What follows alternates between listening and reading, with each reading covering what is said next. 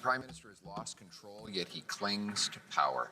He's lost control of immigration, lost control of the borders, lost control of spending, deficits, inflation, housing costs. In fact, his former, apparently, finance minister was trying to get spending under control by capping the deficit at an already crazy $40 billion. But he took carbon tax Carney's advice and pushed her beyond that guardrail and was trying to throw her off the cliff. She's now resigned minutes before presenting her fall economic update. This cannot go on. When will we have a carbon tax elected? Honourable Leader of the Government in the House of Commons.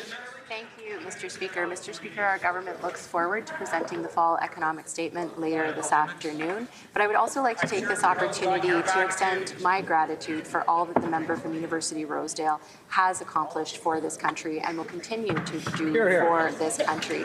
She has played an integral role in this government.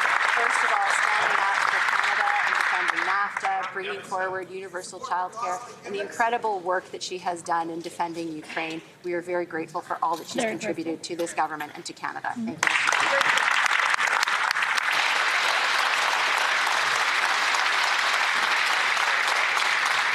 L'honorable chef de l'opposition.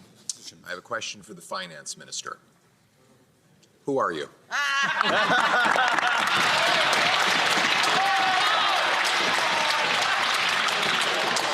The Honourable Leader of the Government in the House of Commons.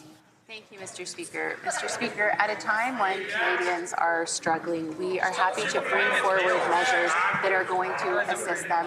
Things like the GST tax cut that took place starting this past Saturday, going until February 15th. And while the Conservative leader and the members of his caucus stay focused on us, we're going to stay focused on helping. The Honourable Leader of the Opposition. C'est une question sérieuse, Monsieur le Président. Qui est en effet le ministre Who des Finances? is the finance minister? After the finance minister's resignation this morning, automatically the industry minister became Minister of Finance. And congratulations. But he immediately quit. After him, in the line of precedence, it was the two Randys. Well, they don't want it. So now we don't have a finance minister just a couple of minutes before the fall economic statement will be presented. So where's the minister? The Honourable Leader of the Government, The Honourable Leader of the Government in the House of Commons. As I said, our government is looking forward to presenting the fall economic statement later this afternoon. There are important measures in that update, measures that are important for Canadians. It's time for the Leader of the Conservatives to recognize that while he's focused on us, we are focused on Canadians. The Honourable Leader of the Opposition. Mr. Speaker, just to underline the chaos we're faced with here, the finance minister resigned the day she was to present the fall budget, which was going to contain a massive deficit overrun. The job then went automatically to the industry minister, who immediately resigned, like on the spot, which then went down the line, and the next person in order was the famous two Randys. And they're not available to do the job either. We're now less than 2 hours away from the fall economic update. Why won't the Prime Minister have the courage to come in here, present it himself, and put it for a confidence vote tonight?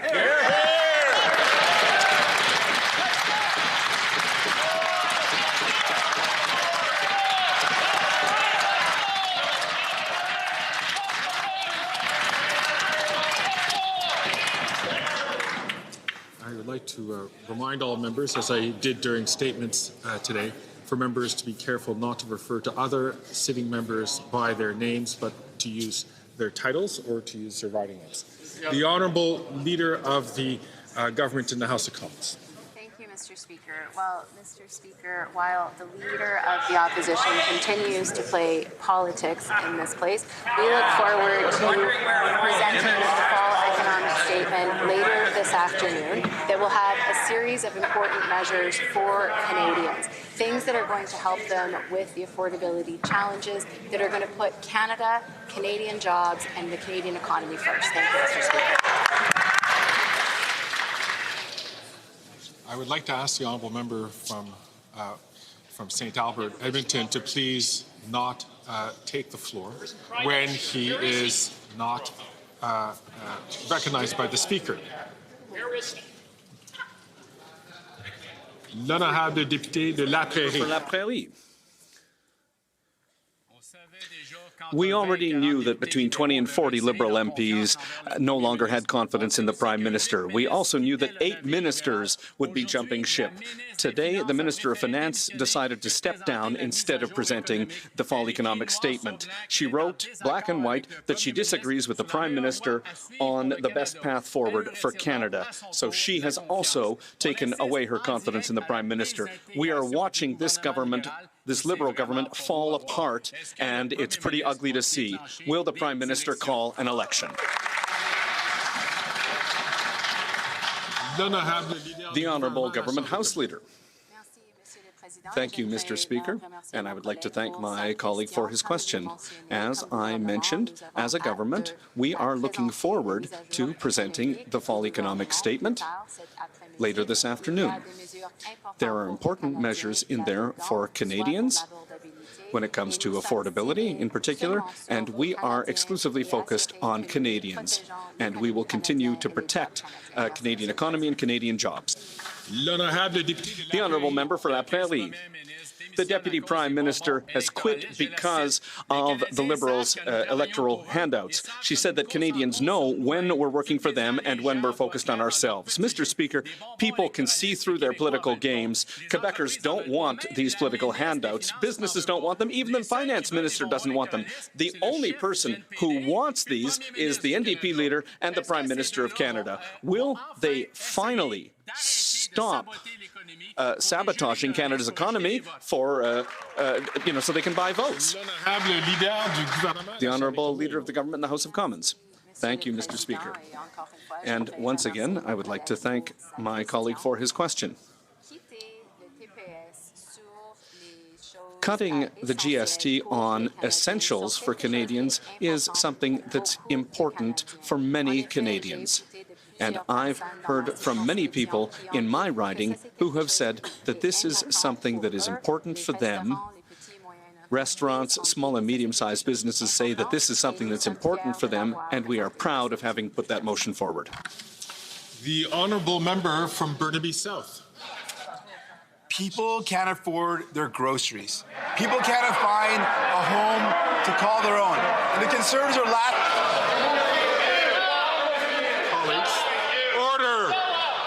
Order!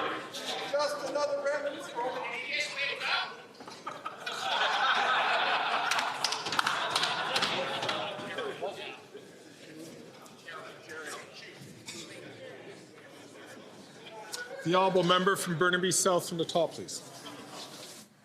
Canadians literally cannot afford the groceries they need. They can't afford to find a home to call their own.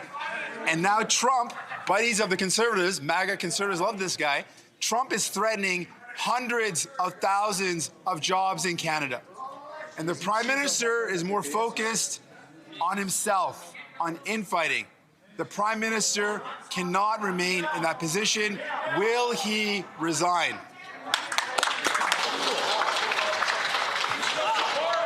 The Honourable Minister for Innovation. Mr. Speaker, this is not the time for slogan. This is not the time for partisanship. This is not a time to make jokes, Mr. Speaker. This is about rallying for Canadians. This is a time where Canadians need to know that this House and all the members are standing behind them, that we're going to invest in Canadians, that we're going to invest in this country, that we're going to invest in our workers, and that we're going to invest in our industry, Mr. Speaker, and that we're going to prepare Canada to be the best prepared to be able to deal with our U.S. friends. Mr. Speaker, this is the time where we show that we are all Canadians.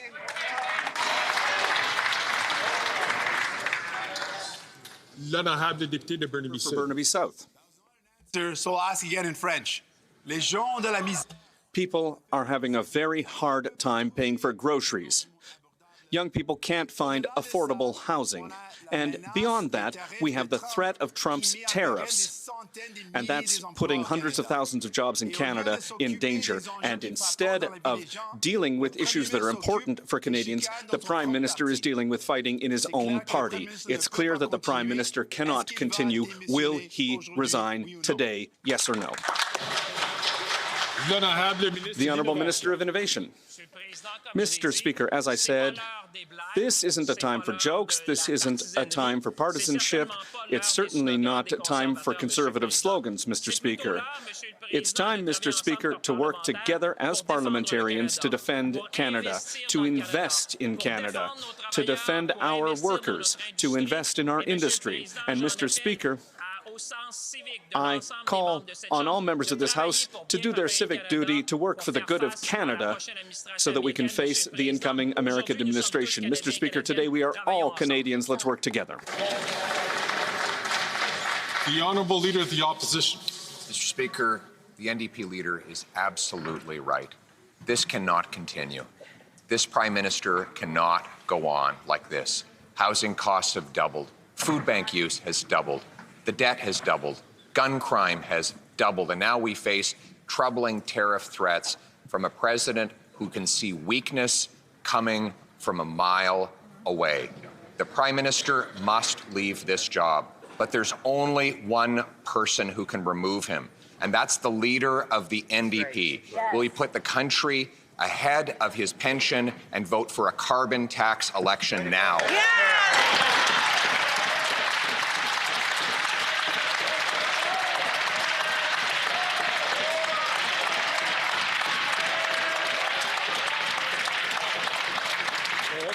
Eric.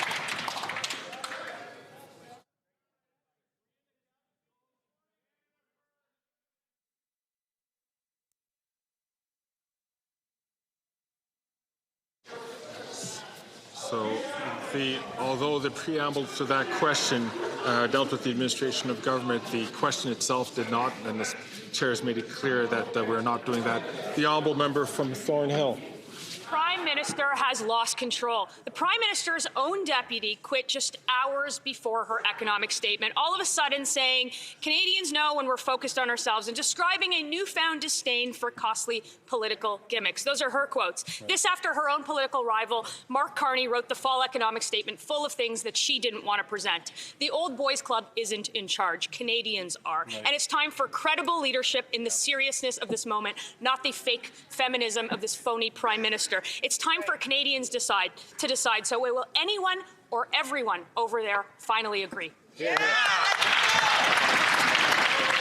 The Honourable Leader of the Government in the House of Commons. Thank you, Mr. Speaker. As I mentioned earlier, we are looking forward today to presenting the fall economic statement that is going to have a series of important measures for Canadians. At a time like this, it is important that all of us band together, united as Canadians, to make sure that we're doing everything we can to protect the Canadian economy, protect Canadian jobs, and to stand up for Canada. Thank you, Mr. Speaker.